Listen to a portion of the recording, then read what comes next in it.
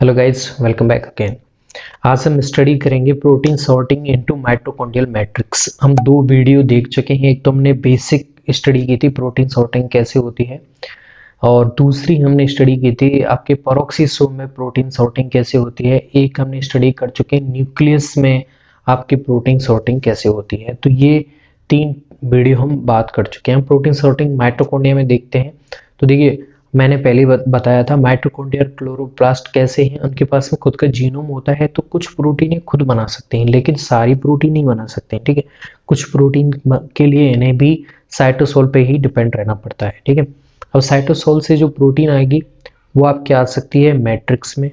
जैसा कि आप स्ट्रक्चर में देखें तो ये मैट्रिक्स है माइटोकॉन्ड्रिया का, यहाँ पे भी आ सकती है, इनर मेम्ब्रेन में भी आ सकती है, आउटर मेम्ब्रेन में भी आ सकती है, और आपके दोनों मेम्ब्रेन के बीच में जो स्पेस है वहां पे भी आ सकती है। तो जिस प्रोटीन को जो टारगेट रहता है, जो उसे लक्ष्य मिला है जहां जाने का, वहां पे उसे जाना होता है। तो सबसे पहले हम बात करेंगे मैट्रिक्स में। ठीक है, तो ये बेसिक स्ट्रक्चर आप देख सकते हैं।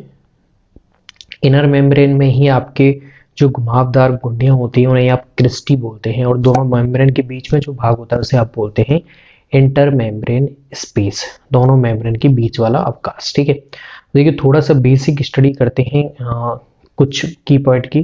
तो देखिए, protein are translocated in unfolded stage. ठीक है, तो यहाँ पे अनफोल्डेड कंडीशन में भेजी जाएंगी। ठीक है, ओके। और प्रोटीन मोस्टली जो माइटोकॉन्ड्रिया में जाती हैं उन पे सिग्नल सीक्वेंस आपके एन टर्मिनल पे होता है। प्रोटीन में दो टर्मिनल ही होते हैं, एक एन टर्मिनल, दूसरा सी टर्मिनल। तो यहाँ पे ज्यादातर सीक्वेंस सिग्नल सीक्वेंस कहाँ देखे गए हैं, आपके एन टर्मिनल में दिखे गए हैं। ओके, दूसरी टेक्निक मैंने बताई थी यहाँ पे माइटोकॉन्ड्रिया में कौन सी प्रोसेस के द्वारा होगी, नॉन वेसिकल मेथड के द्वारा आपकी प्रोटीन सॉर्टिंग होगी। साथ में ही ट्रांसलोकेशन कैसे होगा, तो पोस्ट ट्रांसलेशन ट्रांसलोकेशन होगा, यानी कि एक बार आपकी प्रोटीन ऑलरेडी बन जाएगी, उस बनने के बाद में उसे ट्रांसफर किया जाएगा। जबकि को ट्रांसलेशन में क्या होता था, और बन भी रही है उसे ट्रांसफर भी कर रहे हैं। ठीक है, तो यहाँ पे पोस्ट ट्रांसलेशन ट्रांसलोकेशन होगा। अब देखिए, सिग्नल सीक्वेंस बात करें तो मैट्रिक्स की प्रोटीन जो डिसाइड होती है, मैट्रिक्स में जाने वाली है जो प्रोटीन, उसके लिए सिग्नल सीक्वेंस एन टर्मिनल पे ही आपको देखने को मिलेगा। बाकी माइटोकॉन्ड्रियम में जहाँ पे भी जानी है, चाहे वो आउटर मेम्ब्रेन में हो, इनर मेम्ब्रेन में हो, या फिर दोनों मेम्ब्रेन के बीच वाला भाग हो, अगर वहाँ की प्रोटीन जानी है साइटोसोल से, तो उस प्रोटीन प्रीकर्सर प्रोटीन पे सिग्नल सीक्वेंस उसके इंटरनल पार्ट में मिलेगा, यानी प्रोटीन के इंटरनल पार्ट पे देखने को मिलेगा। ठीक है, और मैंने बताया है इंटरनल पार्ट है उसे आप क्लीवेज नहीं कर पाते। ठीक है, तो वो उससे जुड़ा रहेगा। ओके, देखिए यहाँ पे मैंने कुछ बताए थे, आपको कुछ ट्रांसलोकेटर मिलते हैं। सबसे पहले मैंने बताया थे सिग्नल सीक्वेंस, उसके बाद में मैंने बताया था कि उन्हें पहचानने के लिए आपकी मेम्ब्रेन पे जहाँ पे भी प्रोटीन जानी होती है उससे पहले वहाँ पे कुछ आपके रिसेप्टर होते हैं जो उस प्रोटीन को पहचानेंगे सिग्नल सीक्वेंस को देख के कि ये प्रोटीन यहाँ पे आनी है कि नहीं। ठीक है, तो जैसे ऐसे ही कुछ रिसेप्टर आपके यहाँ पे भी मिलते हैं माइटोकॉन्ड्रिया में। ठीक है, और उन्हें पहचानने के बाद में कुछ ट्रांसलोकेटर मिलते हैं जो उन्हें ट्रांसफर करेंगे। ठीक है, ट्रांसलोकेट करेंगे। तो यहाँ पे देखिए, आउटर मेम्ब्रेन में होता है, उन्हें टॉम कॉम्प्लेक्स कहते हैं, translocator of mitochondrial membrane, outer mitochondrial membrane. Translocator in in inner mitochondrial membrane, उन्हें बोलते हैं आप टिम कॉम्प्लेक्स। ठीक है, तो टिम यानी कि translocator of inner mitochondrial membrane, TOM यानी कि translocator of outer mitochondrial membrane. ठीक है, अब टिम कॉम्प्लेक्स आपको दो तरह के देखने को मिल सकते हैं, टिम 23 एम टिम 22। ठीक है, टिम टॉम चलेगा यहाँ पे। ठीक है, टिकटॉक नहीं चलेगा, टिम टॉम। ओके, चलिए दूसरा आपको याद रखना है, जैसे मैंने बताया था अनफोल्डिंग कंडीशन में आपको भेजनी है। फोल्डिंग कंडीशन में जाएगी तो वो कैसी होगी, एक्टिव होगी। ठीक है, अनफोल्डिंग कंडीशन में आप उसे भेजेंगे तो यहाँ पे साइटोसोलिक प्रोटीन यानी कि जो प्रीकर्सर प्रोटीन होती है उसे आप अनफोल्डेड रखने के लिए यहाँ पे कुछ सेप्रोन्स प्रोटीन काम करती हैं, चेप्रोन प्रोटीन्स।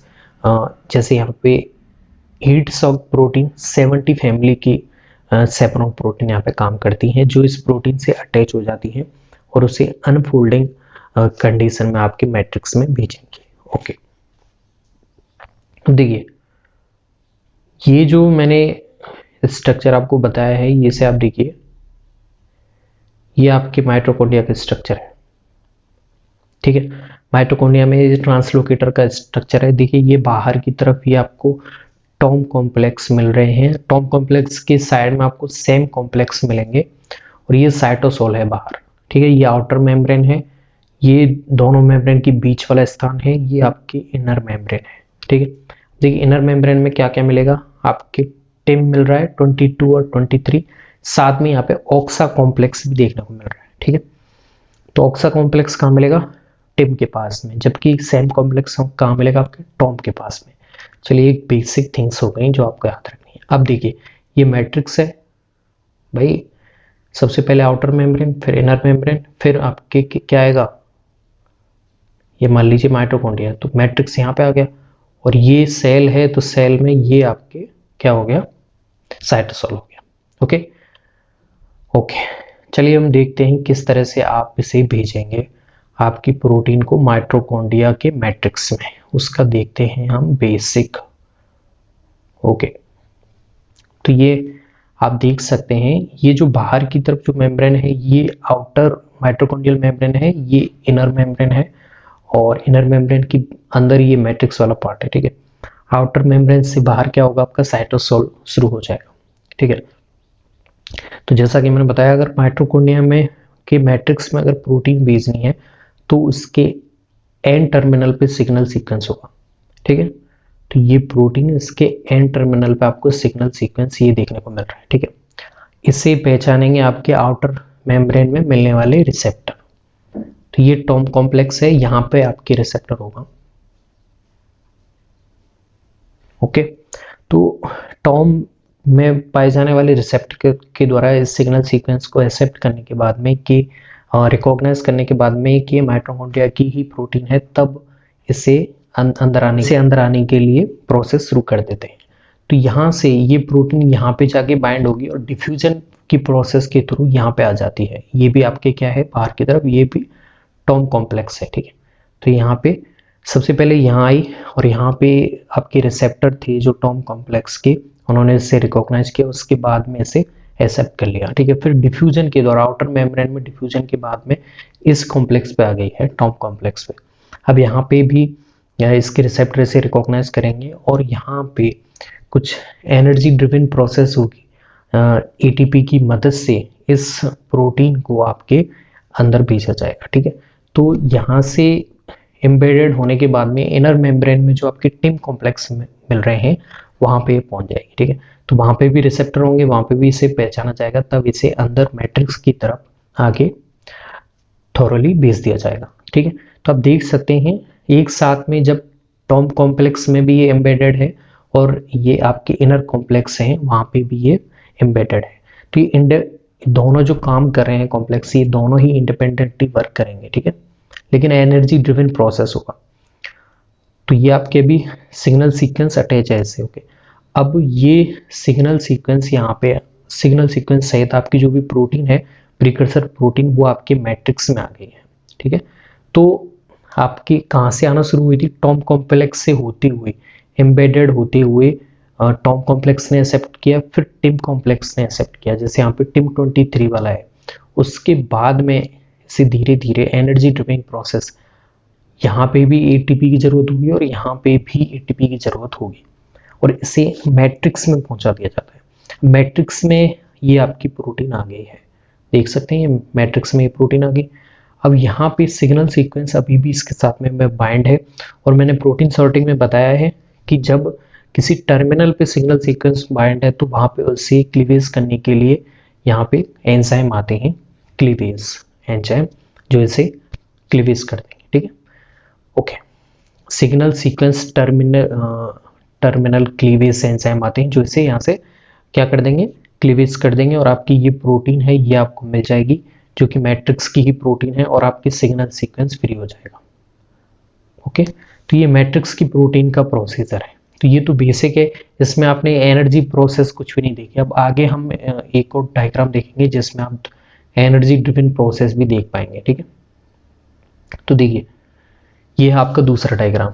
तो मैंने बताया था अनफोल्डिंग कंडीशन में होती है आपकी साइटोसोल में मैट्रिक्स प्रोटीन जो कि जानी है, ठीक है, जो कि माइटोकॉन्ड्रिया मैट्रिक्स प्रोटीन जानी है, मैट्रिक्स में जानी होती है, उसे अनफोल्डिंग में रखने के लिए सेप्रोन प्रोटीन उससे बाइंड होती है, जो कि कौन सी होती है, जो मैं पहले बता चुका हूँ, HSP heat soaking protein 70 family की होती है, ठीक है। और ये इसे अनफोल्डिंग करके रखती है, ठीक है, क्योंकि हमें अनफोल्डिंग कंडीशन में ही भेजनी है। तो जैसे ही ये टॉम कॉम्प्लेक्स से बाइंड करेगी, बाइंड करती ही वहां पे आपके सेप्रोन प्रोटीन के का ATP हाइड्रोलाइसिस हो जाएगा और उसकी वजह से यहाँ पे एनर्जी मुक्त होगी और उसके द्वारा आपके प्रोटीन को अंदर की तरफ भेजा जाएगा।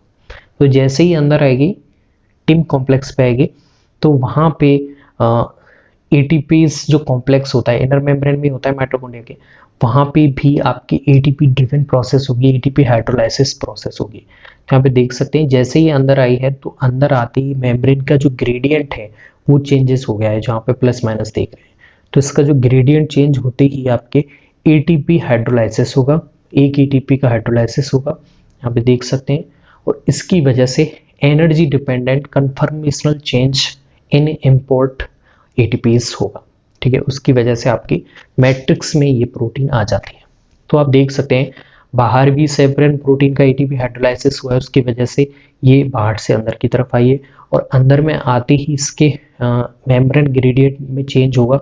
उसकी वजह से जो इंपोर्ट में ATPase एंजाइम का कॉम्प्लेक्स मिलता है वहाँ पे भी एक एनर्जी ड्रिविंग प्रोसेस होगी, उसकी वजह से वापस से इनर मेम्ब्रेन से मैट्रिक्स में आ जाती है और मैट्रिक्स में आते ही सिग्नल सीक्वेंस को कट कर दिया जाता है क्लीवेज एंजाइम के द्वारा और आपकी जो प्रोटीन है, जो प्रीकर्सर मैट्रिक्स प्रोटीन थे, वो बिल्कुल फ्री हो जाती है मैट्रिक्स में। तो ये आपका एनर्जी ड्रिविंग प्रोसेस हो गया। आपको समझ में आ गया होगा किस तरह से सेप्रोन प्रोटीन ने एनर्जी प्रोवाइड की है इन आउटर मेम्ब्रेन से मैट्रिक्स तक, ठीक है। ओके, वापस से देख लीजिए एक बार, आपको समझ में आ जाएगा। सबसे पहले सिग्नल सीक्वेंस बाइंड करेगा टॉम कॉम्प्लेक्स से, उसके बाद में ATP हाइड्रोलाइसिस होगा सेप्रोन प्रोटीन का, उसकी वजह से एनर्जी मुक्त होगी, उससे इनर मेम्ब्रेन तक भेज दिया जाएगा। इनर मेम्ब्रेन पे आते ही वापस से जो इम्पोर्टिस ATPs कॉम्प्लेक्स होता है उसका ATP हाइड्रोलाइसिस होगा और मेम्ब्रेन ग्रेडियंट में चेंज होगा, उसकी वजह से आपकी इनर मेम्ब्रेन से मैट्रिक्स में आपकी प्रोटीन डिलीवर हो जाती है। ओके, और डिलीवर होती है सिग्नल सीक्वेंस को कट कर दिया जाता है। तो ये बेसिक प्रोसीजर है जिसमें आप एनर्जी का प्रोसीजर भी देख चुके हैं। आगे हम इनर मेम्ब्रेन में, इंटर मेम्ब्रेन स्पेस में या फिर आउटर मेम्ब्रेन में किस तरह से प्रोटीन आती है वो भी हम यहाँ पे देखेंगे। ये था basic protein sorting into mitochondria matrix. I hope guys आपको समझ में आया होगा। If you any problem then comment down below. Thanks.